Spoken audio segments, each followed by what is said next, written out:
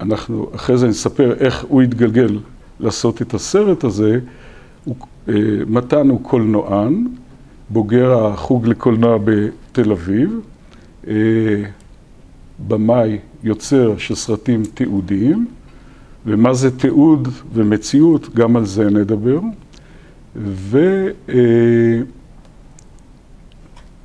סיים את הלימודים שלו, התגלגל לברלין, וכרגע זה הבסיס שלו.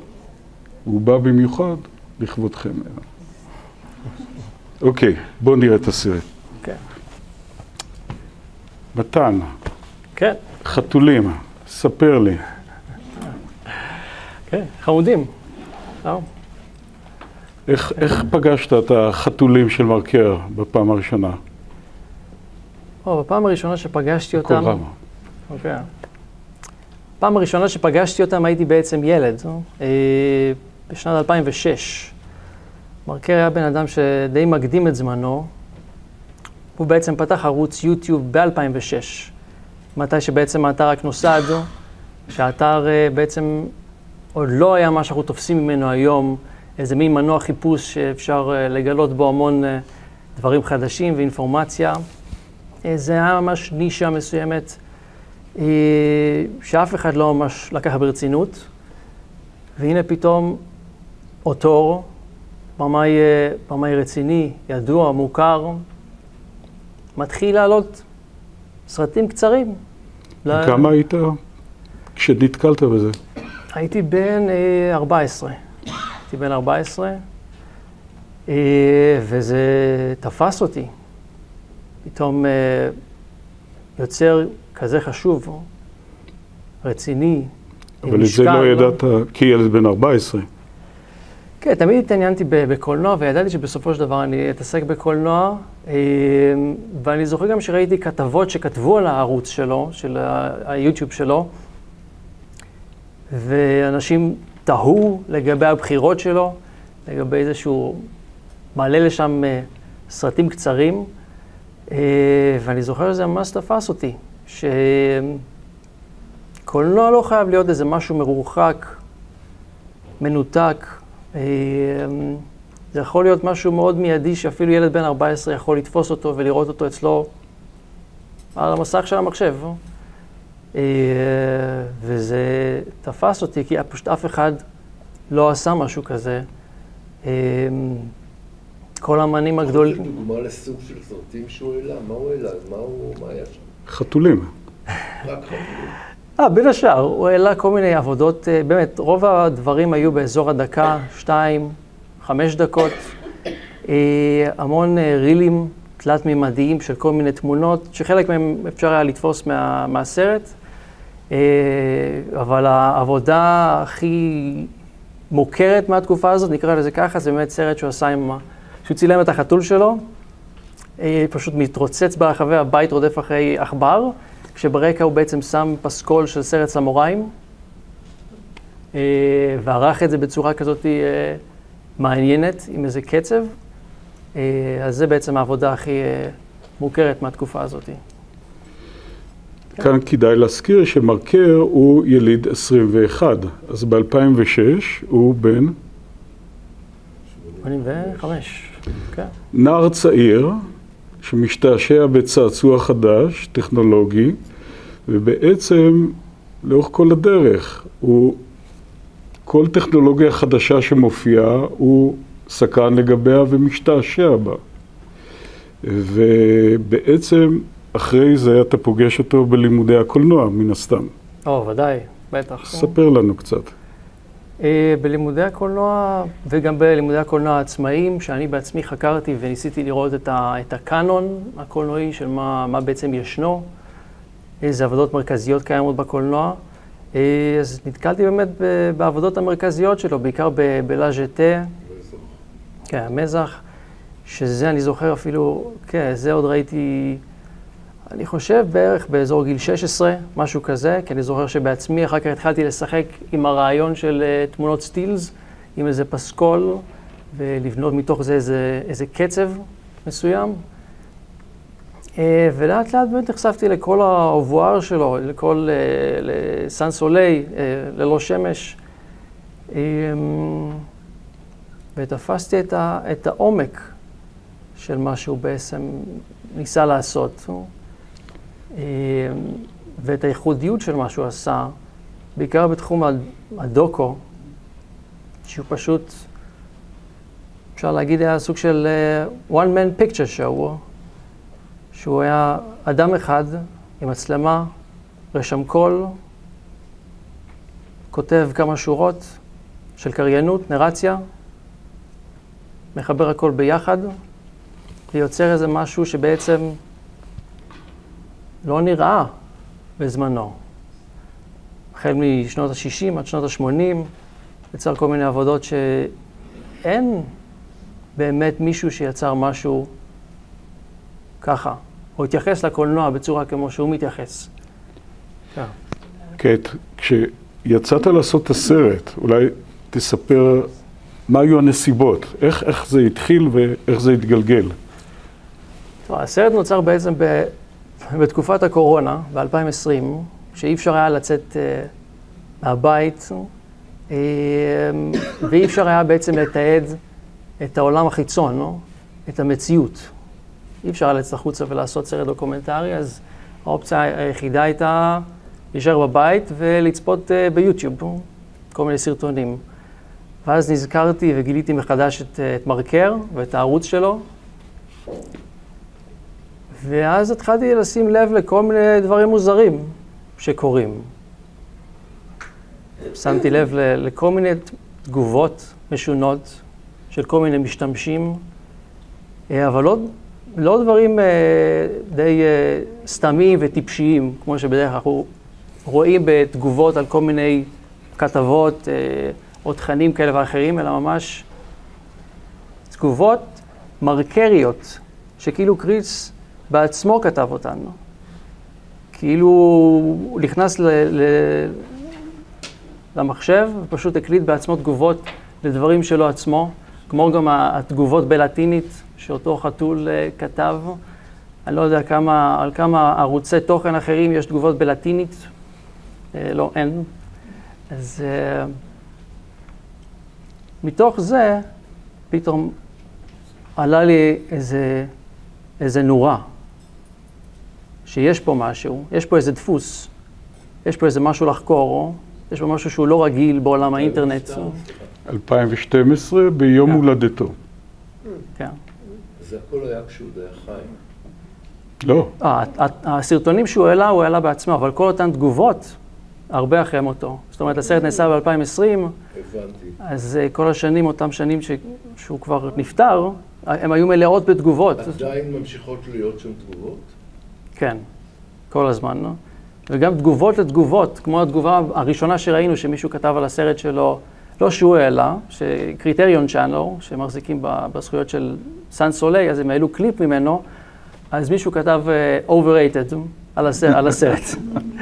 ואז אותו חתול כתב לו בתגובה איזה ציטוט מאותו סרט, מסן סולי, שכאילו, איזו תגובה שהיא קצת מתחכמת, כי איזה רפרנס, שכאילו אותו בן אדם לא תופס את מה שהוא בעצם רואה. אז כן, ולאט לאט התחלתי לחקור והתחלתי לתעד את המסך. שבאותו זמן לא ידעתי שמה שאני עושה בעצם זה משהו שקיים, זה ז'אנר די מבוסס שנקרא Desktop Documentaries, דוקו מסך, או אין ממש תרגום מדויק לעברית, אבל זה בעצם סרט דוקומנטרי שלא מתעד את המציאות, אלא מתעד את המציאות הדיגיטלית. הווירטואלית. הווירטואלית, שמיום ליום נראה שהיא הופכת להיות יותר ויותר דומיננטית ואמיתית, אולי יותר מהמציאות שלפנינו. ועכשיו התהליך הזה מוליך אותך לרעיון עם מרקר, והנה נפתחת לך עוד דלת בדמות The Invention of Morel, שאתה יושב לקרוא. כן. אז בוא תספר לנו, מה קראת? קראתי את הספר והבנתי מיד סוג של למה הוא מרפרר, למה הוא מכוון. כי בעיקרון אותו רעיון שהוא מזכיר את הספר, זה בהקשר של אותו מוזיאון שהוא פתח ב-Second Life, ש-Second Life זה איזה מין מטאברס מוקדם, של תחילת שנות ה-2000, שבעצם אנשים היו מתחברים לשם, לובשים דמות של אבטר, ופשוט חיים שם. פוגשים אנשים, מדברים, אבל פשוט כאילו תחליף למציאות. כן. אבל בגרסה הרבה יותר בסיסית למטאברס ולכל המשקפי VR שקיימים היום. ובהקשר של אותו מוזיאון הבנתי שהוא מזכיר את The Invention of Morel, כי כל המוזיאון שהוא בנה שם מושפע בעצם ישירות מאותו ספר, שבעצם מתרחש על אי שקורית בו איזה מין מציאות וירטואלית. מי שלא מכיר, אני לא ארוס לגמרי, אבל הספר חושף לאט לאט שהגיבור שנמצא על האי הזה ופוגש אנשים ורואה כל מיני מראות, בעצם נמצא באיזשהו עולם שהיום אנחנו קוראים לו מציאות מדומה. יש איזו מציאות שמוקרנת, אבל אין לו שום אינטראקציה ממשית, כי מה שהוא בעצם רואה זה מין הקלטה אינסופית, ואין לו שום גישה אליה, יש את המרחק הזה. ואז הבנתי שבעצם המוזיאון הזה, והזהות, או 50 הזהויות שקריס מרקר בנה לעצמו, הם השפעה ישירה מאותו ספר, שהוא בוודאי קרא הרבה לפני שהוא בנה את האי הזה בשנות ה-2000. זה ספר שראה אור בשנות 40, אם אני זוכר נכון. כן, אז הוא בעצם קרא אותו מוקדם, ורואים שהייתה לזה השפעה מכרעת על כל הקריירה שלו. וזה... הספר, The Invention of Morel. כן, בדיוק. אוקיי. כן. מתי הוא עשה את לז'טה? 62. 62. כן, הסרט הישראלי שלו, וזה עולה בדעתי, כשאתה מדבר על הספר משנות ה-40, את השם הוא מצא אצל קפקא.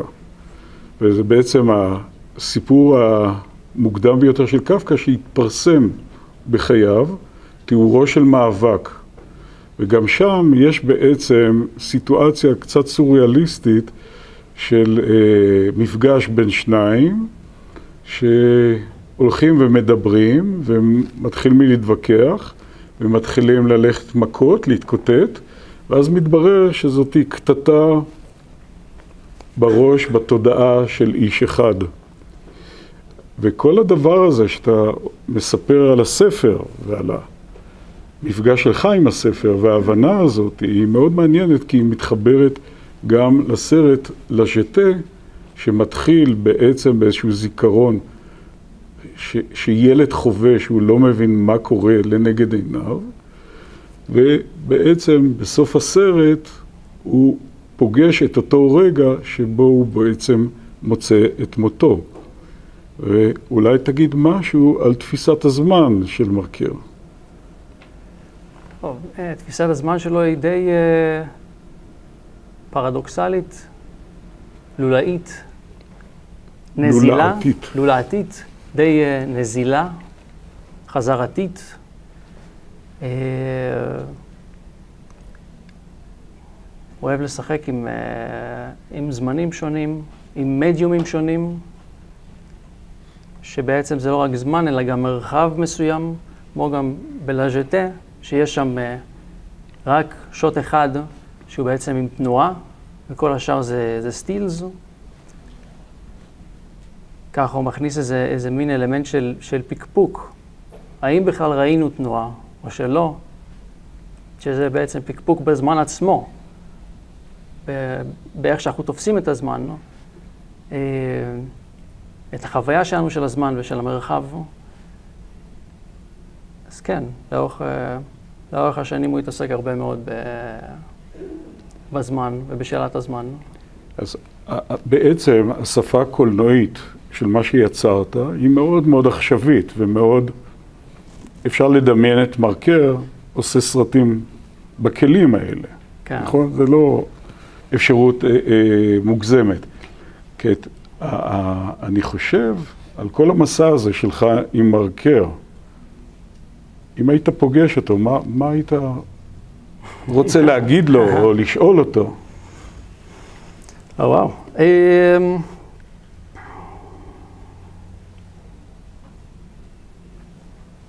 מעניין, שאלה מעניינת. קודם כל, בטח הייתי מזמין אותו לבירה או משהו כזה, משהו מאוד קליל כזה, קצת להוציא אותו מהסטודיו שלו, שאני חושב שהוא בילה שם שעות על גבי שעות. כן, שאלה טובה, מה הייתי בדיוק שואל אותו? הייתי רוצה יותר לחוות אותו בתור בן אדם, יותר מאשר שאלה ספציפית, כי הוא ממש לחוות את ההוויה שלו, כי הוא תמיד כל כך הסתיר את מי שהוא באמת, לא רק פיזית, איך שהוא נראה, אלא מה... אולי אפשר קצת לדלות, לנחש מה הוא אהב, מה היה התחביבים שלו, כן? אבל מי הוא באמת היה, מעבר לאבטר, מעבר לחתולים, מעבר לכל הדמויות והשמות הבדויים, לנסות לחוות מי הוא בעצם, what is all about. אז כן, יותר מכל שאלה, באמת רק נטו לנסות לתפוס אותו. למה לדעתך הוא היה כל כך מסתורי ביחס לעצמו? למה הוא כל כך נזהר מלהיות? כן, לתפיסתי זה שוב חוזר להמצאה של מורל, לא? שיש שם את העניין הזה של זה שבן אדם מוקלט, האימג' שלו מוקלט, ועובר איזה מין מניפולציה. כי בסיפור, אותן דמויות שמוקלטות ונמצאות שם, הן בעצם מתות. זאת אומרת, הוא רואה בעצם לופ נצחי של אנשים שהוא מגלה שברגע שהקליטו אותם, שהסתיימה ההקלטה, נוצר הקאט, אז הם כבר לא קיימים. והם בעצם חיים באיזו תמונה נצחית, באיזה סרט, שפשוט אחרים יכולים להסתכל עליהם ולדמיין איך שהם היו, אבל אין שום חוויה ישירה שלהם. רק אשליה של חוויה. אז לפי דעתי, אם אני חוזר, אם הוא באמת תתכוון ברצינות שנקרא את הספר הזה וננסה להבין אותו דרך הספר, אז הוא פשוט היה אובססיבי לתפיסה הזאת של העצמי. כאבטר. כן. תפס את עצמו כאבטר. כן, אבל דרך האבטר לברוח מזה שהוא האמיתי. איך שהוא, כך הוא יכול לשלוט. יש לו יותר שליטה על איך הוא נתפס ולחיות. לא למות. כן, בדיוק. ואיך שהוא יתפס, ואיך שנראה אותו, זה יהיה בשליטתו, אותה נצחיות, אותה תמונה נצחית שאנחנו תופסים אותו, היא בשליטתו. הוא לא נתון למרות של עכשיו מישהו צילם אותו, או מישהו אחר צילם אותו. קיבע אותו. בדיוק. הוא צילם את עצמו, בלי מצלמה. לא. השאלה הזאת היא שאלה שאני יכול לענות עליה.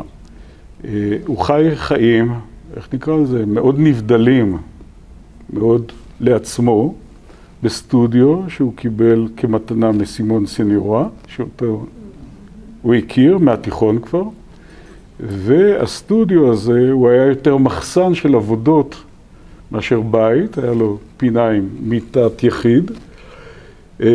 הוא היה איש מאוד נאה, היו לו קשרים עם נשים לאורך השנים, לא הקים משפחה, ו3 שנים לאחר מותו הופיע ספר שנקרא קריס מרקר, פתח סוגריים, The Impossible Book, סגור סוגריים, שכתבה אותו בחורה, אישה, ילידת 55, ששמה מרוסיה ווסון. אני קראתי את הספר באנגלית, הוא התפרסם רק בצרפתית, ובזכות מתן מצאתי את הגרסה האנגלית, כי אני לא קורא צרפתית, והיא מתארת רגעים בחוויה שלה עם מרקר. היא מציגה את עצמה כביתו במרכאות המאומצת של מרקר. מה זה אומר בת מאומצת במרכאות, לא חוקית? אומר כל מיני דברים. אתה קורא את הספר, אתה משער שאולי בת ביולוגית, והספר מתחיל בזה שהיא אוספת בכד את האפר שלו לאחר מותו, את האפר. והיא נוסעת עם הכד לבית העלמין במטרו, וכל תחנה בדרך מאירה בה איזושהי אסוציאציה של מערכת היחסים ביניהם,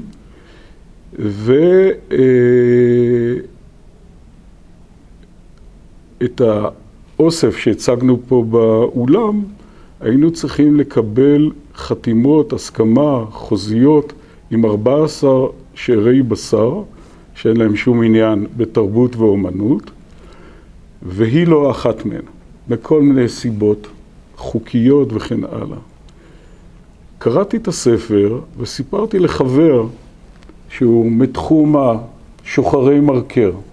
הוא מקשיב ככה בעניין, הוא אומר, יכול להיות שמרקר כתב את הספר הזה? והיא בסך הכל עשתה שירות ופרסמה את זה? מה אתה חושב? אי אפשר לדעת. יש כל כך הרבה מיתוסים לגבי מרקר שבאמת איתו אי אפשר לדעת. אז למה הוא הסתתר מעין הציבור, הכל פתוח לפרשנויות, וצריך להבין שהוא שייך לקבוצת היוצרים, שזה גודר, שזה טריפו, שזה אניאס ורדה, שהייתה חברה מאוד קרובה, אנשים שמאוד קיימים בתודעה, כשמדברים על קולנוע צרפתי שלאחר מלחמת העולם השנייה. למה הוא בחר להסתתר ולהיות מאוד פרטי? שאלה פתוחה. אני חושב שזה נתן לו חופש, חופש יצירתי. כי את כל הסרטים שהוא עשה עד לז'טה, כולל הסרט הישראלי, אלה היו סרטים שכשעשו לו רטרוספקטיבות בחייו לפני מותו, הוא התכחש להם, הם לא עניינו אותו. מבחינתו הוא המציא את עצמו בלז'טה כקולנוע ניסיוני. והניסיוניות הזאת היא הלכה ונעשתה יותר ויותר, איך נקרא לזה? אוונגרדית אולי. אתה חושב שהיום הוא היה מחדש לאנשים בני גילך הרבה? האמת אני בטוח, אין לי ספק. כי אני בטוח שהוא היה מאמץ טכנולוגיות שאפילו... כל טכנולוגיה שאתה יוצאת, הוא ישר היה משחק איתה ומנסה להבין אותה עד הסוף. אז אני משוכנע שהוא... הוא היה עושה סרטים ב-AI לדעתך? עם AI? שאלה טובה. אני משוכנע שהוא היה עושה סרט VR, מציאות רבודה עם משקפיים, זה אין שאלה בכלל. עם AI, בטוח, לפחות לערוץ היוטיוב שלו. זה קצת חסר שליטה מבחינת היוצר. שאלה טובה. אולי הוא היה משחק עם זה ועושה עם זה דברים דומים או ברוח, כן. לא לתת ל-AI ליצור במקומו. כן. אני מסתכל הוא בטח מעלה את זה ליוטיוב ומפרסם את זה. אני לא יודע אם הוא היה עושה סרט באורך מלא עם AI עכשיו, ושולח את זה לפסטיבלים, אבל אין שום ספק שהוא היה מעלה את זה ליוטיוב, ומראה לאנשים מה אפשר לעשות עם זה, לקחת את מה שקיים ופשוט לדחוף את זה לכיוון שעדיין אנשים לא ניסו,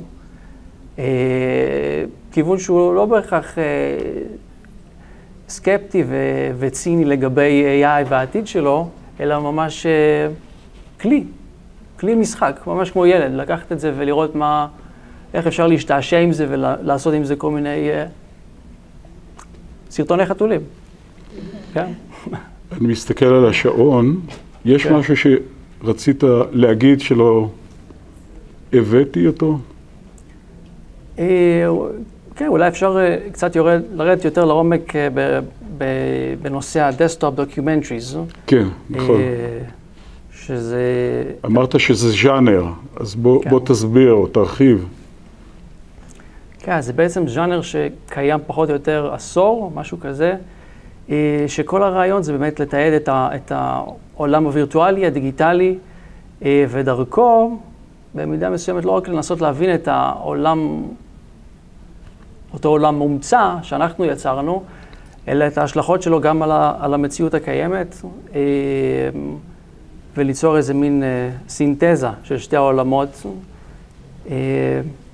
או בצורה קצרה פשוט להגיד שזה פשוט צורה די, אולי הצורה הכי פוסט-מודרנית של קולנוע שאפשר לעשות, כי זה בעצם קולנוע בלי מצלמה. סרט בלי מצלמה, אין, לא מצלמים. בלי שחקנים ובלי... רק במים. גם לא, רק... כן, נעבור לשאלות, התייחסויות, כל דבר שבא לכם. בבקשה. אני חושב שזה הכל ביחד. בסופו של דבר, הוא והסרטים שלו זה מין מערכת אחת. כי הוא ביחד עם הסרטים שלו עבר איזו אבולוציה מסוימת. והעניין שלי הוא בשניהם, בטח. צפיתי בהרבה מהעבודות שלו, ולא רק הדיגיטליות, אלא לאורך כל השנים. והעניין שלי בו, כן, הסרטים בסופו של דבר הם לא רק האומן, הם גם עומדים בפני עצמם. אפשר גם ליהנות מהם ולפרשן אותם ולהשתעשע איתם stand alone, זאת אומרת, הם לבד. כן, וכשאני מסתכל על העבודות שלו, אני מנסה כן ליצור איזה מרחק, שלא יהיה איזה מין שיפוטיות מראש,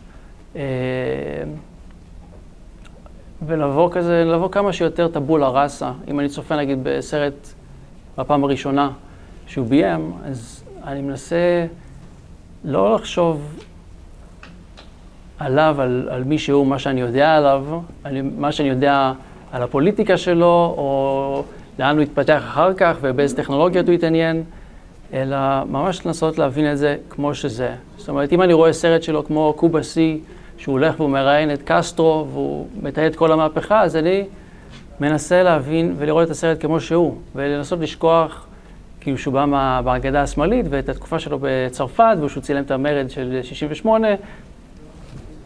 אז אני מנסה לעבור כמה שיותר טבולה ראסה ולראות את זה כמו שזה.